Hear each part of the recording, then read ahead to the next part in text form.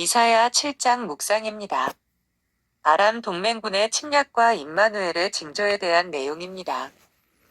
이사야가 하나님의 일꾼으로 부름받는 소명 장면을 소개한 데 이어 7장에서부터 10장 4절까지는 북왕국 이스라엘의 멸망과 관련된 내용을 소개합니다. 그중 본문은 북이스라엘과 아람이 동맹을 맺고 자기 나라를 침공할 것을 알게 된 유다 왕 아하스가 겁에 질린 장면과 하나님께서 이사야를 파견하시어 임마누엘 예언을 통하여 불안에 떠는 아하스를 위로하시는 장면 및 그럼에도 불구하고 끝까지 고집을 버리지 않고 아수르에 의존하려 했던 아하스와 그의 유다 왕국이 하나님의 심판을 받게 되는 장면 등을 소개합니다. 이처럼 하나님은 당신의 백성에게 위기와 함께 피할 길을 주시지만 그러나 끝까지 회개치 않는 자에게는 공의의 법으로 다스리신다는 사실을 보게 됩니다. 성경의 예언은 이교 주술가들의 주술처럼 허망하지 않습니다. 그것은 반드시 시대의 역사를 배경으로 하여 주어진 역동적인 메시지입니다. 본문도 역시 그러합니다. 당시의 시대 배경은 유다 제12대왕 아하스 때입니다. 그는 아버지 요담을 이어 20세의 왕위에 올라 4년 동안 섭정을 받다가 이후 16년 동안 유다를 통치했는데 통치 기간 중에 하나님에서 크게 벗어나 이방 우상을 섬기고 이방 군대를 의지한 악한 왕이었습니다. 본문은 아하스 통치 2년째에 있었던 아람, 수리아, 과 에브라임, 북왕국 이스라엘, 동맹군이 유다의 예루살렘을 공격하려던 시점을 배경으로 삼고 있습니다. 당시 아람과 에브라임은 북쪽에서 그 세력을 뻗쳐오고 있던 디글랏, 빌렛의 3세 치하의 아수르에 의해 크게 위협을 느끼고 있었습니다. 그래서 아람, 수리아, 왕 르신과 에브라임, 이스라엘, 왕 베가는 주변 인근에 두로 모압, 암몬, 유다, 에돔 등지에 사신을 파견하여 반아수르 동맹에 함께 가담할 것을 요구했습니다. 그때 다른 나라들은 모두 그러한 요구를 받아들여 반아수르 동맹에 가담했지만 유독 남왕국 유다는 이를 반대하고 오히려 막대한 뇌물을 들여 아수르에게 원조를 요청했습니다.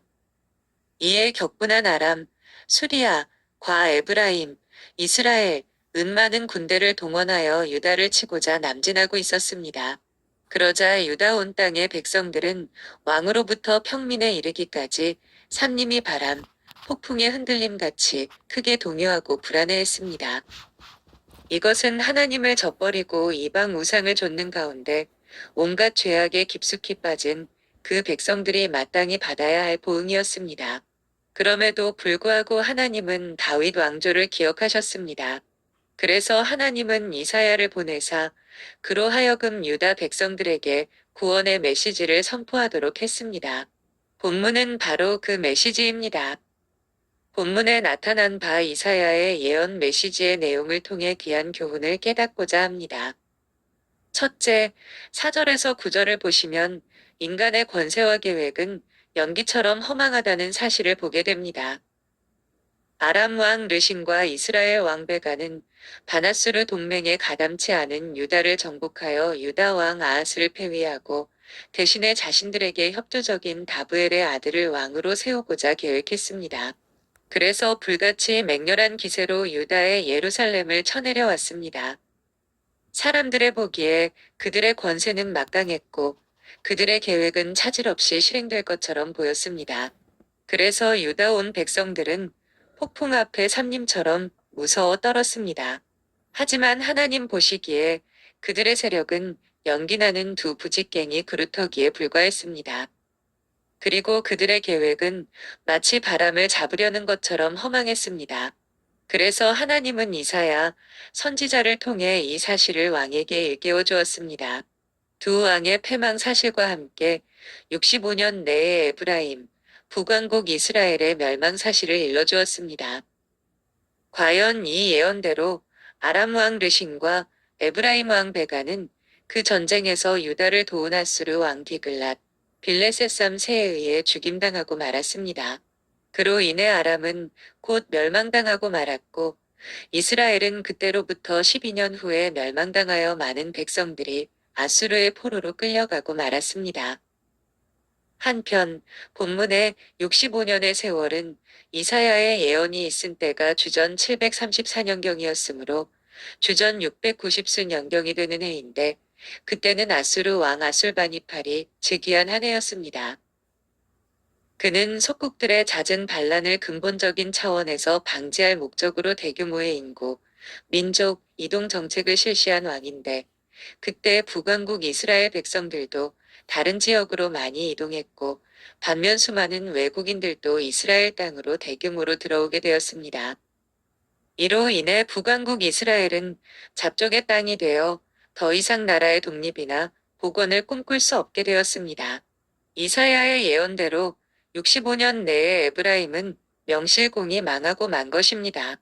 주전 722년의 멸망이 나라의 멸망이었다면 주전 690수년의 멸망은 민족의 멸망이었습니다. 불같이 맹렬했던 아람과 에브라임 동맹군의 권세는 연기처럼 허망했고 유다 땅에 자신들의 원하던 왕을 세우려 했던 계획은 물거품처럼 사라졌으며 오히려 자신들이 유다보다 먼저 멸망당하고 말았지 않습니까? 하나님을 떠난 세상의 모든 권세와 하나님이 인정치 아니하는 인간들의 모든 계획이 모두 이와 같습니다. 둘째로 10절에서 16절을 보시면 하나님께서 함께 해주실 때 안전하다는 사실을 보여줍니다. 아람과 에브라임의 동맹 소식에 유다 온 땅의 백성들은 심히 떨었습니다. 그때 하나님은 유다를 위로하기 위해 이사야를 아하스 왕에게 보냈습니다. 이사야는 아람과 에브라임의 멸망을 예언하면서 그 예언에 대한 징조를 구하라고 아하스 왕에게 요구했습니다. 그것은 당시 아하스 왕이 하나님을 의지하지 않고 아수르를 의지하고자 했기 때문입니다. 따라서 징조를 통해 이사야는 아하스 왕이 오직 하나님만을 의뢰하도록 만들 목적으로 이처럼 징조를 구하라고 했던 것입니다. 하지만 하나님보다 아수르를 의지하고자 하는 아하스 왕의 강팍한 마음은 변하지 않았습니다. 그래서 아하스 왕은 일부러 여호와를 시험치 않겠다는 고상한 명목으로 아예 징조를 구하지 않았습니다. 따라서 아하스의 이러한 대답은 신앙의 행위가 아니라 하나님을 믿지 않겠다는 불신의 행위였습니다. 그럼에도 불구하고 유다 백성을 향한 하나님의 위대한 징조는 이사야를 통해 친히 주어졌습니다. 바로 본문 14에서 16절에 나타난 바 유명한 임마누엘 징조가 그것입니다. 여기서 14, 15절은 장차 이 땅에 오실 메시아의 동정녀 탄생과 그의 인성에 관한 예언이고 16절은 이사야 당시에 태어날 아이가 철들만한 나이가 될 때쯤이면 아람과 이스라엘이 멸망당한다는 예언입니다. 여기서 우리가 주목할 점은 유다에게 구원을 줄 임마누엘의 등장입니다. 이 이름은 후일의 신약의 복음서 저자들이 분명하게 밝힌 바 장차 동정녀의 몸에서 성육신하실 메시아 예수의 이름입니다. 그 이름의 뜻은 하나님이 우리와 함께 하신다, 입니다. 참으로 메시아 예수는 자기 백성을 저들의 죄에서 구원하기 위해 죄 많은 이 땅에 오사 우리들과 함께 하시는 하나님입니다. 이것은 무엇을 의미합니까? 하나님이 우리와 함께 하실 때 그 어떠한 죄악이나 위협 가운데서도 능히 구원을 보장받을 수 있음을 뜻합니다. 그래서 이사야는 아람, 이스라엘 동맹군의 공격 위협 앞에서 떨고 있는 유다 백성들에게 창칼의 지급이나 군대의 원조가 아니라 오직 임마누엘의 징조를 말했던 것입니다. 하나님이 함께 해주시는 그 백성은 전혀 두려움이 없고 하나님과 함께 있는 백성은 절대 안전하기 때문입니다. 따라서 성도는 무엇을 하든지 어디를 가든지 오직 임마누엘 하나님만으로 기뻐하고 의지해야 합니다. 셋째로 17절에서 25절을 보시면 세상을 의지할 때 그 삶은 황폐화되고 만다는 사실을 보게 됩니다. 하나님의 특별하신 은혜로 유다는 근본 아람과 이스라엘 동맹군의 공격에서는 무사히 구원을 받을 수 있었습니다. 하지만 그들은 그때의 하나님보다 아수르를 더 의지했던 불순종의 결과로 오히려 이제는 아수르가 유다에게 크나큰 올무가 될 것이었습니다. 아수르는 결코 유다가 의지하고 믿을 만한 방패여 반석이 아니었습니다. 유다는 어리석게도 아람, 이스라엘 동맹군을 막고자 더 포악하고 잔악한 세력을 끌어들인 셈이 되었습니다. 하나님은 그러한 유다의 패역을 징계하고자 했습니다. 그래서 유다 왕 아하스가 그토록 의지했던 앗수르를 사용해 오히려 유다를 치는 징계의 도구로 삼으셨습니다. 그래서 하나님은 앗수르를 세뇌어온 삭도라고 칭하면서 그 삭도로서 유다를 완전히 황폐화시킬 것을 경고했습니다. 본문에서 우리는 앗수르의 침략과 약탈로 말미암아 황폐화된 유다 땅의 모습을 볼 수 있습니다. 앗수르의 무자비한 살육과 포로로 인해 인구는 격감하여 희소되라게 것이요 그들의 가진 바 소유는 형편없을 것이며 땅에서는 찔레와 형극, 가시 많이 무성하고 그곳에는 들짐승들이 득실거려 마음대로 다니지도 못할 것이라고 했습니다. 바로 이 같은 상태가 앗수르를 의지한 유다의 상태입니다. 다시 말하면 세상을 의지한 결과입니다. 하나님을 저버린 곳, 그래서 하나님이 떠나간 곳의 상태는 바로 이와 같은 황폐뿐입니다. 평강, 샬롬, 은 어디에서도 찾아볼 수 없습니다. 오직 죽음의 적막과 황폐뿐입니다. 하나님을 떠나버린 심령 상태가 모두 아람, 수리아, 과 에브라임, 북왕국 이스라엘의 동맹 소식을 전해 듣고 유다 백성들은 삼림이 바람에 흔들림같이 흔들렸습니다. 그것은 만군의 여호와 하나님을 바라보지 않았기 때문입니다. 그렇다면 오늘날 사단의 세력이 연합하여 덤벼들 때, 그리고 세상에 거친 폭풍우가 몰아칠 때, 우리들은 반석처럼 흔들리지 않고 요지부동할 수 있습니까? 있다면 그 이유는 무엇 때문일까요? 기세등등한 대적의 위협 앞에서 유다 백성들에게 주어진 임마누엘 징조의 뜻을 곰곰 생각해 보십시오. 오늘날 우리들은 함께 하시는 임마누엘 하나님으로 말미암아 평안의 삶을 누리십니까? 아수르로 말미암은 유다 땅의 황폐는 무엇을 의미합니까? 오늘날 그것은 나에게 어떤 교훈을 줍니까? 사람은 그 무엇인가를 믿어야 합니다. 스스로의 힘으로는 한계가 있음을 잘 알기 때문입니다. 그렇다면 무엇을 믿습니까? 많은 사람들은 세상을 의지합니다.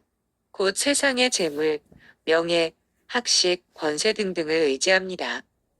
그것들을 의지하면서 평안하다고 생각하고 있습니다. 하지만 그것은 큰 착각입니다. 마치 유다가 앗수르를 의지하는 가운데 평안해하는 것과 같습니다. 그 결과는 어떠했습니까? 결국 유다는 그 믿던 앗수르에 의해 황폐화되고 말았지 않습니까?